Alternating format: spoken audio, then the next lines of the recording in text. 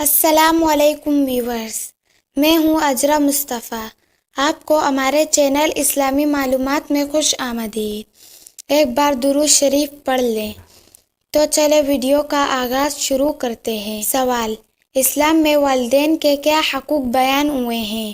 جواب: والدین سے حسن سلوک کو اسلام نے اپنی اساسی تعلیم قرار دیا ہے اور ان کے ساتھ مطلوبہ سلوک بیان کرنے کے لیے احسان کی جامع اصطلاح استعمال کی، جس کے معنی کمال درجے کا حسن سلوک ہے۔ ہر مرد اور عورت پر اپنے ماں باپ کے حقوق ادا کرنا فرض ہیں۔ والدین کے حقوق کے بارے میں قرآن حکیم میں ارشاد ہوتا ہے: وَقَضَىٰ رَبُّكَ أَلَّا تَعْبُدُوا إِلَّا إِيَّاهُ وَبِالْوَالِدَيْنِ إِحْسَانًا إِمَّا يَبْلُغَنَّ عِندَكَ الْكِبَرَ أَحَدُهُمَا أَوْ كِلَاهُمَا فَلَا تَقُل لَّهُمَا أُفٍّ وَلَا تَنْهَرْهُمَا وَقُل لَّهُمَا قَوْلًا كَرِيمًا وَاخْفِضْ لَهُمَا جَنَاحَ الذُّلِّ مِنَ الرَّحْمَةِ وَقُل رَّبِّ ارْحَمْهُمَا كَمَا رَبَّيَانِي صَغِيرًا۔ اور آپ کے رب نے حکم فرما دیا ہے کہ تم اللہ کے سوا کسی کی عبادت مت کرو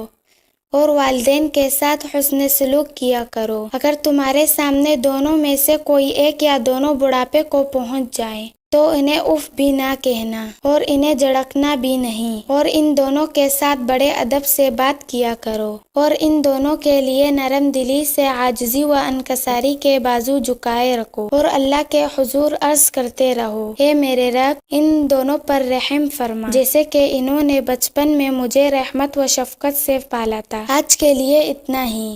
اگر ویڈیو اچھی لگی تو دوستوں کے ساتھ شیئر کرنا نہ بھولیں۔ السلام علیکم ورحمۃ اللہ وبرکاتہ۔